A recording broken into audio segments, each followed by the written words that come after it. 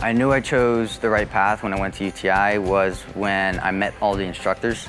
All the instructors were very helpful whenever I needed a hand, and they were very hands-on. So they definitely helped me out a lot when I needed a hand, when I didn't understand something. They made sure I understood it. They took their time, and they did the same thing with all the students. At first, it was definitely nerve-wracking. You know, being out of state, I've never been out of state, especially for school before, and it was definitely one of the best decisions I've made. Getting away from home was difficult, but it gave me a little bit of a life experience where I was all on my own, had to do my own thing and kind of schedule everything for myself and not be scheduled for me.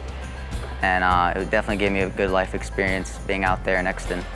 I definitely think UTI was one of my great decisions, just because it gave me that life experience that going to any other school in the area wouldn't have. It gave me the experience of being away from family, away from home. It gave me the experience of actually being there for myself and not for someone else, learning for myself and the career I really wanted to go into. And I think it was definitely one of the best decisions I made.